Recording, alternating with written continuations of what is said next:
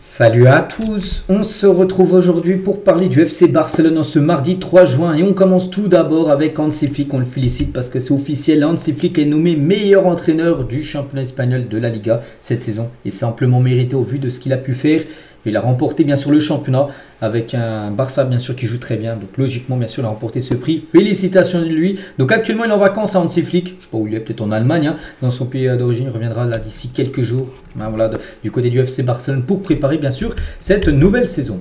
Concernant les unes aujourd'hui, donc tout d'abord Mundo Deportivo et ça parle, on peut voir de Luis Diaz les gars. Luis Diaz, enfin offensive Luis Diaz parce que Luis Diaz est la priorité numéro 1 du FC Barcelone. Et le Barça est certain que la signature de Luis Diaz finira par se produire cet été. Le Barça est très optimiste concernant la situation de Luis Diaz qu'à un moment à l'autre, le Barça trouvera un accord avec Liverpool pour une arrivée du joueur. Donc le prix du transfert dépendra des demandes de Liverpool et du moment où il pourra être effectué. Donc pour l'instant, je dis, le Barça est optimiste, mais admet qu'il ne paiera pas les 80 millions d'euros pour Luis Diaz. C'est ce que veut Liverpool. Donc voilà, le Barça pense qu'il va venir, mais pour beaucoup, enfin moins cher que 80. Ce que veut en gros actuellement l'équipe de Liverpool. Donc voilà, Luis Diaz, je pense que ce sera le gros feuilleton de l'été. Et concernant l'autre une, Mundo Deportivo Luis Diaz et l'autre l'autre joueur où il est très proche, même lui encore plus proche de rejoindre le club, c'est bien sûr, donc la une journal sport, c'est Juan Garcia bien sûr. Accord de principe, Juan Garcia devrait devenir la première signature du FC Barcelone sur ce mercato. Donc le Barça pratiquement c'est la signature de Juan Garcia. Il devrait être la première recrue à rejoindre le club cet été. Le jeune gardien de l'Espagnol Barcelone, donc il ne va pas faire un long transfert, voilà, il va quitter l'Espagnol Barcelone pour rejoindre le Barça, voilà, dans la même ville. Donc voilà, il a dit oui à Barcelone, il signera un contrat de 5 ans, donc jusqu'en 2030. Donc c'est pour le présent et pour le futur, parce que de base, c'est le gardien qui pourrait être titulaire saison prochaine. Voilà, donc le Barça travaille sur la signature de Juan Garcia jusqu'aux heures très tardives de la nuit d'hier, jusqu'à, je sais pas, 11h, minuit, 1h du matin. Déco, tout ça, travaillait pour faire venir Juan Garcia. On va dire que le Barça le veut absolument. L'Espagnol a admis qu'il rejoindrait le Barça, ce n'est qu'une question de temps. Donc, moi, je vous donne les infos en provenance d'Espagne, les gars. Il devrait être le futur gardien de l'équipe. Et selon le Barça, l'accord avec Juan Garcia n'est pas encore conclu. C'est pas encore fait à 100%, parce que 100%, c'est que c'est officiel. Mais ils espèrent que ça ne sera pas long. Ils ont négocié avec ses agents ce soir pour finaliser l'accord. Ils espèrent le faire ce mardi, aujourd'hui, qui pourrait peut-être avoir le transfert officiel. Voilà, tout simplement du gardien. Et Garcia, les gars, sera le gardien titulaire de Barcelone la saison prochaine. Chesney, le numéro 2. Du coup, Ter Stegen, pour être contraint de chercher un nouveau club, il veut jouer régulièrement. Voilà, donc vous avez compris en gros la grosse refonte en gros du poste de gardien de but du côté du FC Barcelone. Et concernant Inaki Peña, on se dit lui aussi qu'est-ce qu'il va faire, parce que Inaki s'il reste, il y a Ter Stegen, il y a Chesney, il y a Juan Garcia, ça fait 4 gardiens. Donc Inaki les gars va partir. Donc le Celta Vigo veut Inaki Peña, le Galatasaray le veut aussi, mais il donne la priorité à rester en Liga, donc plutôt le Celta Vigo. Il est satisfait de l'option de déménager à Vigo, mais en Turquie ils accélèrent aussi par rapport à une arrivée, ils le veulent aussi du côté du Galatasaray pour remplacer Muslera qui a quitté le club après 14 ans, passé à Galatasaray. Donc voilà la situation actuellement de Inaki pour avoir 2 départs quand même. Donc Inaki, lui c'est sûr à 99,9% et Ter Stegen, pour l'instant on ne sait pas, mais il y a des chances bien sûr qu'ils partent. Donc voilà, et Juan Garcia, je dis, pour avoir le Erwigo aujourd'hui de Fabrizio Romano pour annoncer quasiment l'arrivée du gardien espagnol. Concernant Ansu Fati, donc Fati a admis qu'il n'aurait pas de temps de jeu à Barcelone il y a longtemps. Donc sa signature à Monaco lui aussi, c'est presque bouclé là dans le sens des départs. Il s'agira d'un simple prêt avec option d'achat à la fin de saison et l'option d'achat pourrait être aux alentours des 20 millions d'euros. Oui, c'est vrai qu'il a vraiment perdu en valeur marchande. Il y a encore quelques années, il y a 3-4 ans, les gars, il coûtait au moins des 90 millions d'euros quand il était tout jeune. Et il était énorme. Oui, bien sûr, il était très cher, mais depuis, il a déjà eu des blessures. Il a beaucoup moins joué et du coup sa valeur a vraiment chuté, mais il devrait bien aller à Monaco. C'est quasiment fait le deal. L'ascension d'Eric Garcia en tant qu'arrière droit a amené le Barça à exclure la signature d'un arrière droit cet été, parce que le Barça avait des vues sur, je sais pas si je l'ai mis, sur Vanderson les gars, l'arrière droit de Monaco, Vanderson était vraiment ravi de faire partie des plans de transfert du Barça, mais le club a exclu sa signature maintenant parce qu'en gros le Barça se dit que Koundé, oui, Koundé c'est bien, il va rester au club, mais voilà, le Barça cherche à remplacer un Koundé, pourquoi pas Eric Garcia, de temps en temps pour faire souffler Koundé, Eric Garcia peut occuper cette position, c'est pour ça que Vanderson qui était ciblé il y a quelques temps, il ne l'est plus ciblé, parce qu'en gros, tu as ce qu'ils font déjà dans ton effectif avec un Eric Garcia qui peut dépanner à droite. On continue cette fois-ci avec pas mal de déclarations de Lamine Yamal. Donc hier il est en conférence de presse avec l'Espagne. Là tiens, l'Espagne qui va jouer contre la France. Ça sera après-demain, demi-finale de Ligue des Nations. On va revenir sur ce qu'a pu dire Lamine. Donc quand je joue à Montjuic, avant de recevoir le ballon, les supporters crient déjà mon nom. Cela me met beaucoup de pression sur mon défenseur. Le défenseur commence à reculer.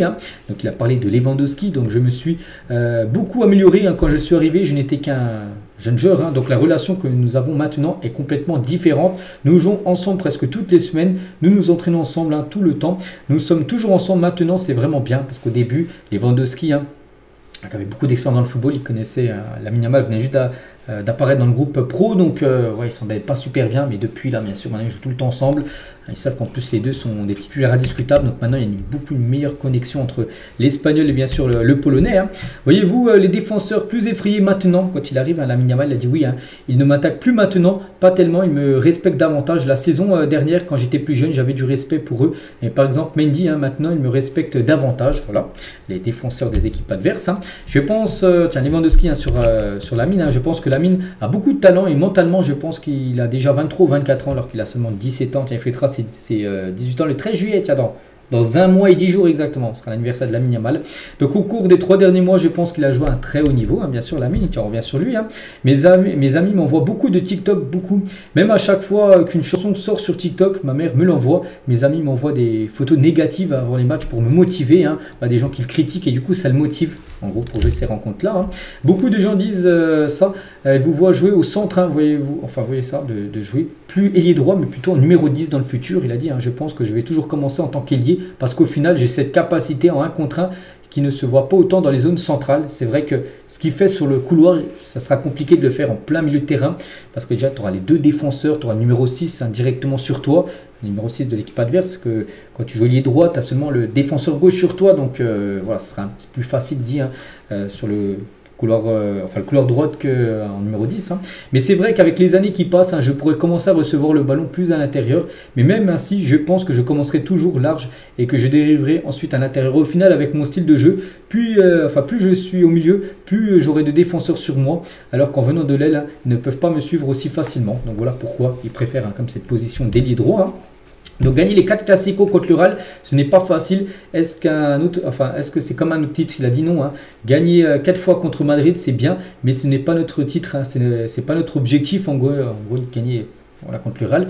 C'est de faire une bonne saison et de gagner les trophées à la fin du compte, bien sûr. Je pense que l'équipe qui gagne la Liga n'est pas toujours celle qui gagne les Classicos. Au final, nous avons gagné le championnat parce que nous avons perdu moins de matchs, bien sûr. Donc la Ligue des Champions, la Coupe du Monde, il a dit, puisque nous allons concourir pour les deux, alors les deux. Voilà, un objectif, la LDC et Coupe du Monde avec l'Espagne, bien sûr, les deux. Il va remporter ces 2 trophées dans sa carrière, encaisser beaucoup de buts à Barcelone. Il a dit, ce sont des détails que nous allons améliorer. C'est que le point faible cette saison, ça a été la défense. Par exemple, les demi-finales contre l'Inter, pas possible de marquer 6 buts sur 2 matchs, match aller, match retour, et d'en prendre 7. Et du coup, tu es éliminé. C'est la défense, parce que l'attaque a été là, mais la défense n'a pas tenu. Nous n'avons pas l'habitude de jouer avec la ligne haute comme ça. Ce sont des petits détails à rectifier, à travailler, bien sûr, au vu de la saison prochaine. Le meilleur joueur d'une équipe peut-il courir moins que ses coéquipiers? Il a dit non. Avoir un joueur de moins fait la différence en attaque. Vous pouvez aider votre équipe, bien sûr, mais vous pouvez leur faire beaucoup de mal en défense, bien sûr. Donc, toujours avec Lamine, donc Luis Diaz ou Rashford. Vous savez que ces 2 joueurs sont des cibles du côté du club. Donc, il a dit, eh bien, nous avons en dessous Ferran, Rafinha, Robert, Pau, Victor. Si des renforts nous rejoignent, ils seront les bienvenus. Donc je ne vais pas vous demander combien d'argent vous avez, mais au moins vous savez combien vous avez. Oui, donc en êtes-vous responsable de l'argent? Il a dit oui, je suis responsable, je gère les choses avec ma mère et mon père. Son argent, bien sûr, c'est géré par ses parents. Pensez-vous que les défenseurs apprendront à vous arrêter? Beaucoup de gens disent si on lui ferme l'intérieur, mais s'ils font ça, je vais sortir. Il ira à l'extérieur, en gros. Si ce n'est pas si simple, c'est différent. S'il ferme l'extérieur, je tirerai. En gros, il a toujours une solution en gros, pour passer les adversaires. Je pense que nous avons une super équipe pour gagner la Coupe du Monde avec l'Espagne. J'ai dit à Nico Williams, si on ne joue pas ensemble dans un club la saison prochaine, j'espère que tu gagneras qu'un seul titre la saison prochaine. Et c'est la Coupe du Monde, bien sûr, avec la saison sélection espagnole ensemble. Parfois, quand je suis dans la voiture, je vois beaucoup de gens porter mon maillot dans les rues de Barcelone. Ce n'est pas normal pour un garçon de 17 ans, mais j'essaie de ne pas y penser. Ça peut vous monter à la tête, donc la célébrité. Je pense juste jouer tout simplement au football. Donc porter le numéro 10 au Barça, qu'est-ce qu'il a pu dire, donc j'ai le numéro 19 et j'en suis content. Il n'y aura pas de pression. Quel que soit le numéro que je porte, je serai heureux. Je n'y pense pas pour le moment. En dessous, Fati a ce numéro. Celui-là lui va très bien, ce numéro 10. Mais bien sûr, on sait que Lamine Yamal devrait porter le numéro 10. Il aurait même déjà fait les photos du maillot la saison prochaine avec le maillot numéro 10. Changement de numéro qui sera annoncé certainement très prochainement. Et pourquoi avoir choisi le numéro 19 à l'Euro, voilà, il a dit, donc Nico Williams est fan de Cristiano Ronaldo, donc je suis fan de Léo Messi. Avant l'Euro, les numéros 7 et 10 n'étaient pas libres, alors il a opté pour le 17 et j'ai opté pour le 19, pour Ronaldo et bien sûr Messi. Toujours avec Lamine, je pense que les adversaires ont changé la perception qu'ils avaient de moi. Ils me voient comme un joueur accompli. Avant, ils me voyaient comme le nouveau joueur. Maintenant, ils se rendent compte que je suis un joueur qui veut rester au plus haut niveau, un joueur confirmé, bien sûr, Lamine, alors qu'il a seulement 17 ans. Plus un match est difficile, plus mon niveau monte dans ce match. Quelque chose à améliorer en tant que joueur. Il y a place à amélioration dans tout. L'année prochaine, je dois marquer plus de buts et donner plus de passes décisives. Je serai physiquement meilleur que je ne le suis maintenant. Je dois aider l'équipe davantage. Donc voilà, il dit encore être plus décisif, encore marquer plus de buts saison prochaine et faire encore plus de passes D. Et pour finir avec Lamine, toujours avec ce journaliste, je voulais apporter, le journaliste dit, je voulais apporter beaucoup de maillots pour que vous les signiez, mais ils m'ont dit dans le magasin qu'ils n'avaient plus de maillots Lamine Yamal. Et Lamine l'a dit, ça arrive aussi à mes amis, c'est toujours le cas. Je leur dis aussi que je n'ai aucun de mes maillots parce que je les échange en match avec d'autres joueurs. C'est vrai qu'il ne garde jamais ses maillots Lamine Yamal parce que toujours à la fin de match, il y a toujours un joueur qui lui demande d'échanger son maillot. Donc, puis son maillot Lamine Yamal flocage dans les boutiques de Barcelone. Son rupture de stock, c'est le joueur qui vend le plus de maillots. Donc, voilà. Quelques déclarations de Lamine. C'était hier qu'il a fait cette conférence de presse là, avec ce journaliste, bien sûr.